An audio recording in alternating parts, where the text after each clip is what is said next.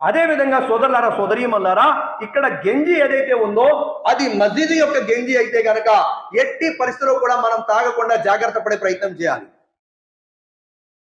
మస్జిద్ గంజి అయితే మీకు డౌట్ వస్తుంది, మస్జిద్ గంజి తాగకపోవడం ఏంటండి అని చెప్పి. మస్జిద్ గంజి ఏంటంటే, ముతవల్లి గారు ఉన్నారండి, మా మసీద్ యొక్క ప్రెసిడెంట్ ఉంటారు. దీనికి ఒక ₹1,00,000 ఆస్తుంది అనుకోండి, 1,00,000 ఉదాహరణకి.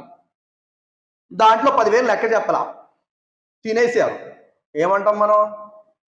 కాదాలే చోర్ ఆద్మీ హూ నా ముతవల్లి, హమే ₹1,00,000 छोड़ को दिए उन्हों को, 90,000 ఇచ్చే 10,000 కాదాలే కదా కదా. 10,000 తినేసాడండి, 90,000 ఉంచాడు, లెక్క సరిగ్గా చూపెట్టలేదు అంటాం కదా.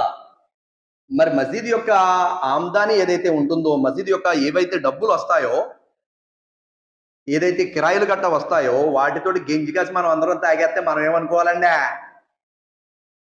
మనం ఏమనుకోవాలి అంటే, ఆయన ఒక్కడే తాగేసి ఆయన ఒక్కడే తినేస్తే తప్పని మనం ప్రశ్నించేస్తున్నాం. మనందరం కలిపి తినేయచ్చు, మనందరం కలిపి తాగేయచ్చు అంట. ఆలోచించాలి కదా. ఒకటి, మస్జిద్ యొక్క ఆమ్దాని ఉంటుంది. ఆమ్దాని అంటే మస్జిద్ యొక్క షాపులు, మస్జిద్ యొక్క డబ్బులు ఇవన్నీ ఉంటాయి. వాటిని మనం మస్జిద్ యొక్క అభివృద్ధి కొరకు మాత్రమే వినియోగించగలం. మస్జిద్ యొక్క అభివృద్ధి కోసం మాత్రమే.